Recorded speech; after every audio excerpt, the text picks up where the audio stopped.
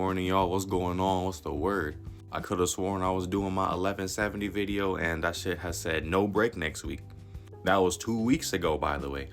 I'm supposed to be doing 1172 right now, but it's cool. Excuse the voice, I'm just waking up, but if you're not caught up with the One Piece manga, bro, if you don't know what's going on post-anime, keep it pushing. We gonna talk about it. Now let's get right into it. And for my niggas, the One Piece mangas normally drop on Fridays. I try to get them as soon as I can, but the way it's just going right now, you know what I'm saying? If I don't get them by Friday, I'ma definitely get them Saturday morning.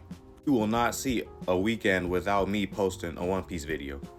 Nigga, ever since this day, nobody has ever set foot in the castle since. Oh, Harold did some damage. I'm still standing on 10 toes of beeswax to this day when I say, if Imu would have Domi reversing Harold, turned him into the same creature that he turned Rocks. And mind you, for that instance, it took Garp and Roger to bring that man down. Every guard in the castle, Goblin, Shanks, Elder Jarl, Loki, pre-Devil Fruit Loki, pre-Ragnar Loki, Harold was washing them niggas. Oda said it himself. Rocks and Harold was on the same strength, and look at what it took to bring them niggas down. The facts don't lie, y'all.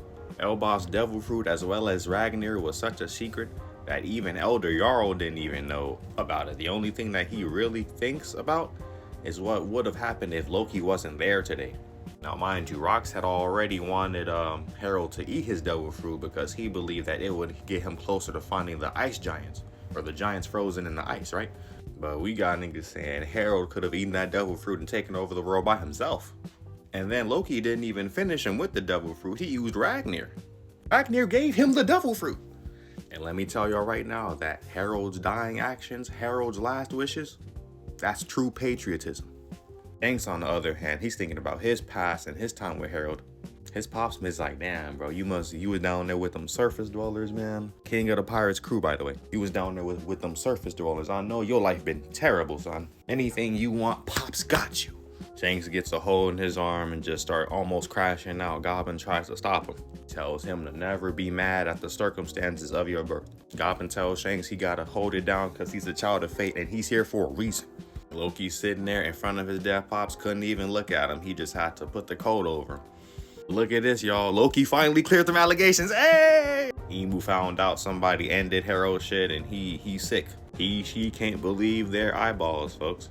As Imu claiming to be the god of Earth in that legendary mural, it seems he doesn't know about everything that's on the Earth. Imu only did what Imu did because Imu believed that was 100% victory no matter who was there. So when the Straw Hats first got to Harold's castle, there was a giant, do y'all remember that giant pentagram on the ground? So you telling me if somebody was to so much as touch that pentagram or do something with it, that it would only result in the death of another knight? Imu also says that every covenant comes with a price to be paid, even for Mu. Now, a while ago, I was the one saying that Imu was the devil or the Satan or Lucifer of the One Piece world, right? But check this out. Now, naturally, there are different types of covenants, but the one that relates to this situation the most is the vassal covenant. In times of war, a king who conquered a nation would make an agreement that the conquered nation must either be his servants, be heavily taxed, or put to labor. If the lesser party did not keep up their end of the bargain, the resulting consequences would be a form of punishment or death. Now, since they already be on their dark magic shit, let's get into a darker concept of what a vassal covenant is. Where a human willingly enters a binding agreement with a supernatural entity, exchanging allegiance, worship, or sole ownership for power, wealth, or forbidden knowledge. Mafo. It is often described as a dark inversion of where the biblical suzerain vassal covenant, where God protects his people. But this is what the five elders got going on. My thing is, I don't know if Imu's making deals with the devil in exchange for the lives of holy knights. I'm gonna get into that. So the pentagram that's in the throne room has not been touched to this day. Thank y'all for sending with me through that. I appreciate it. Imu also knows that if Harold were to be fully accepted into the world government, that his presence would screw up everything that they had going on from the inside. And Harold made that covenant with Imu. Imu did not expect things to work out like that, right? Look, y'all, never forget, Elbaf is of the D, moniker of the world government's ancient enemy. Loki tells the rest of the people that him and the soldiers that survived are going out to sea. Elder Jarl then asks Loki. Elder Jarl then tells the people about Loki's last wish. Gerald requested that the people of Elbaf know what happened today. Loki doesn't believe that he can just tell them the truth. So instead of speaking the truth, we just not gonna talk about it at all. Loki's own way of going about things, you know what I'm saying, was for him to just take the responsibility and for the country to believe that he did it. Elder Jarl quickly questions Loki's request and he's like, hey bro, if they find out like this, it's not gonna go the way you think it is. As far as the people are concerned, the Questa was attacked and it was by Loki. We finally made it back to the present, y'all. Herald's flashback is over with. It was a fire flashback, by the way. Loki's explanation of what happened on that treacherous night is finally out there. By the time Hazrudin and them came back, he was Loki, the patricide. But Hazrudin was talking to my boy Loki crazy when we first got here, man. He was talking to him all types of nuts. Goblin is there, doubling down on the whole thing. He says he's telling the truth. I've never seen Luffy this locked in on a backstory. I thought he'd be asleep by now. Due to the fact that Elder Jarl always opposed to Loki's execution, he can understand. That boy Hazrudin says the world government has been our enemy all this time. Nigga, go upstairs. But anyway, it's time to box, it's time to throw hands, and Loki is free.